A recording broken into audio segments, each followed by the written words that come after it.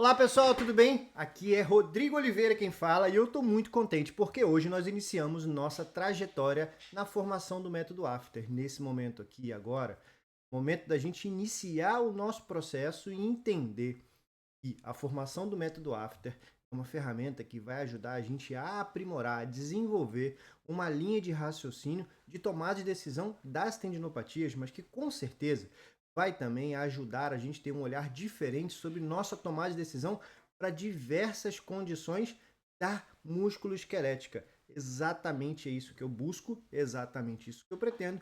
E para a gente ter uma melhor formação, esse momento aqui é para a gente conseguir se desenvolver no sistema, para que a gente tenha a melhor absorção de conteúdos e também entender que o método After é uma formação de desenvolvimento constante, porque nós teremos ainda alguns monitorias, algumas aulas ao vivo, com discussões de participação do nosso corpo de alunos em processo de formação, mas que sempre traz um olhar e um ponto de vista que sempre incrementa a formação no método After. Então nós criamos uma grande comunidade de discussão e aprendemos um com os outros.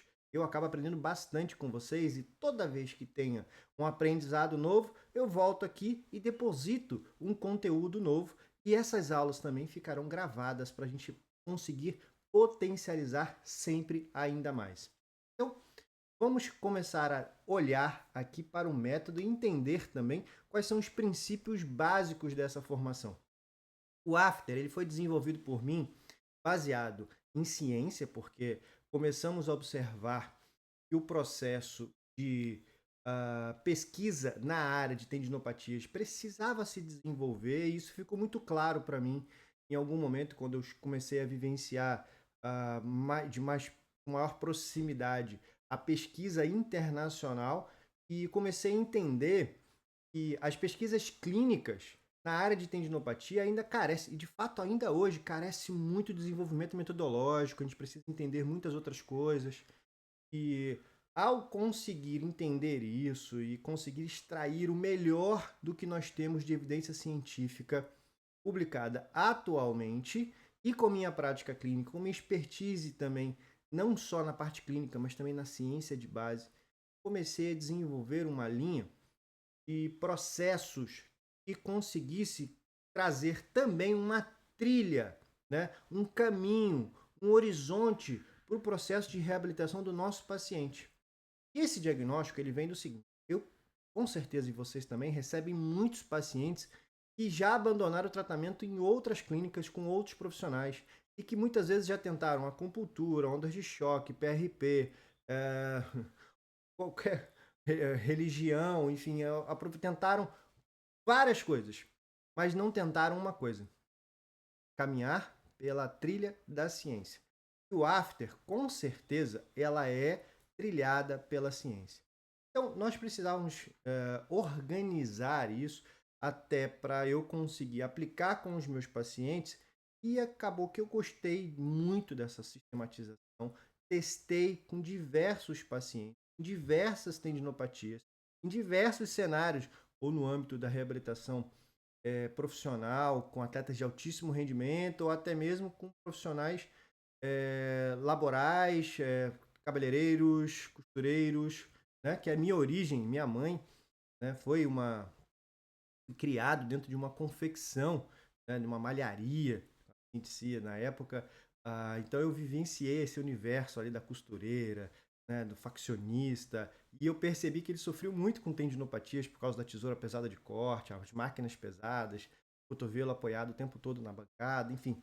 E então, desde muito pequeno, eu vivencio a realidade laboral das tendinopatias, e meu mestrado e meu doutorado, nós vamos falar um pouquinho mais à frente, também tem essa relação com as doenças metabólicas. Juntando isso tudo num caldeirão, a gente começa a ter uma situação chamada A. E aí, o primeiro grito dos nossos pacientes é para melhorar a qualidade de vida, e normalmente a redução da qualidade de vida ela está expressa pela dor.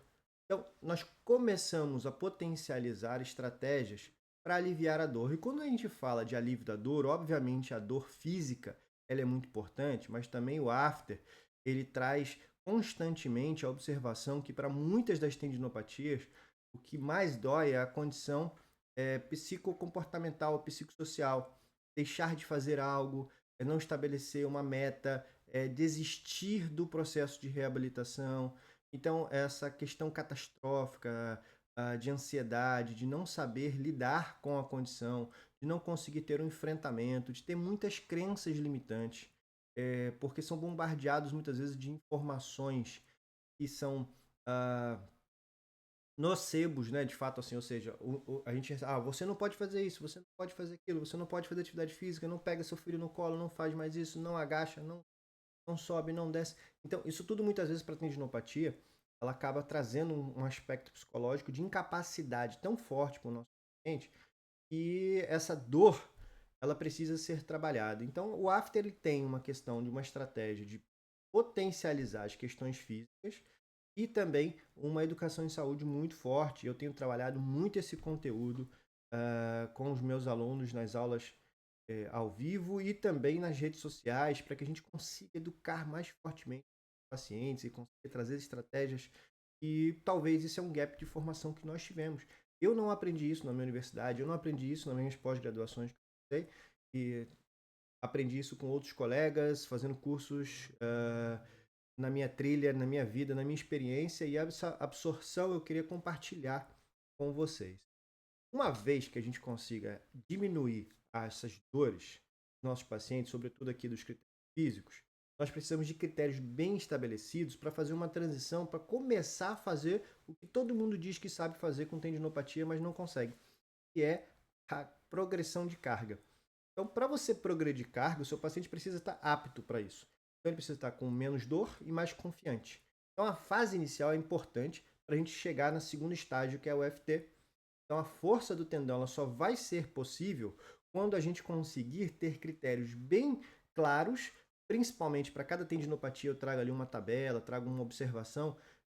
Potencialmente assim, ó, ele tem que estar suportando bem as atividades. Olha aqui, ó, está reagindo bem, suportando bem as atividades. Ele precisa ainda estar com uma dor durante a atividade que nós imputamos como monitorização, para ele ser exposto a uma progressão de carga. E, obviamente, essa progressão de carga ela não pode ser monótona.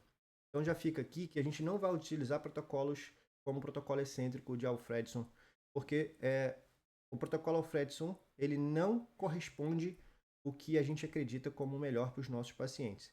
Ele pode até funcionar. Certa vez eu até brinquei com alguns colegas que falaram assim, se você quiser escrever um livro, você tem a máquina de escrever, você tem um computador, cada um escolhe as ferramentas que quer. Né? Lógico, é nostálgico, é bonito a máquina de escrever, né? Traz o barulhinho, tchac, tchac. Sim, é maravilhoso aquilo ali, mas para você escrever um livro de 500 páginas, certamente o computador vai ser muito mais eficiente, rápido, e a possibilidade de você terminar o seu livro é muito maior do que se você fizer isso com a máquina de escrever. Sem contar que se você cometeu algum erro, para você retomar é muito complexo. Então, o protocolo de Alfredson é uma espécie de uma máquina de escrever, porque a gente hoje tem um protocolo que não é eficiente na sua totalidade, por monotonia, por prescrição da carga individualizada, enfim. Isso nós vamos discutir ao longo dos módulos. Então, nós escolhemos aqui hoje fazer uma metodologia por blocos. A maioria das tendinopatias são orientadas a gente prescrever carga por blocos de exercícios menos complexos, sem acessórios, para exercícios mais complexos com acessórios até a gente chegar no nível de performance.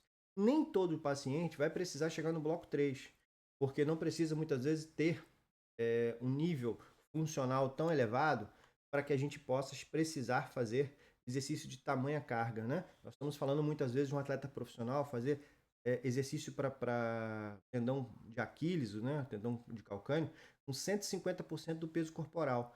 Isso talvez uma pessoa que não tem um perfil atlético não precise. Então a gente discute essas individualidades nas nossas aulas ao vivo e também nas aulas gravadas aqui no Método After.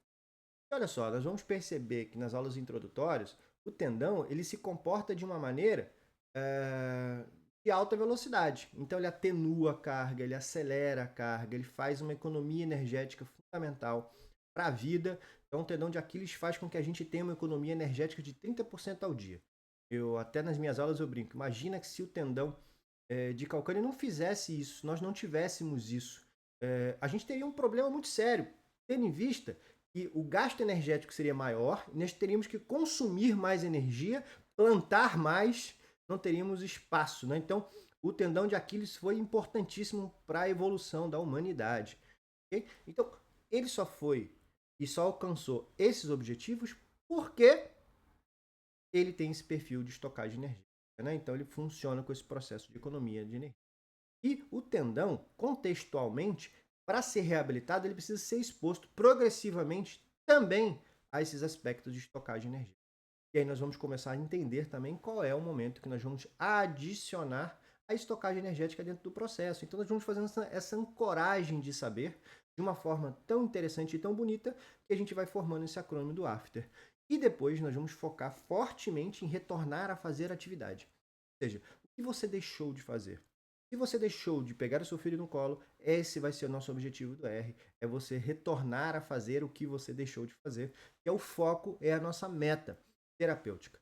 Compreende? Então, isso aqui é o método AFTER, com educação em saúde, com progressão de carga, com contextualização, com individualidade e também focado numa avaliação desenvolvida para o nosso paciente. Então, o AFTER ele é centrado no paciente. Cada paciente, uma história, cada paciente, um olhar diferente que nós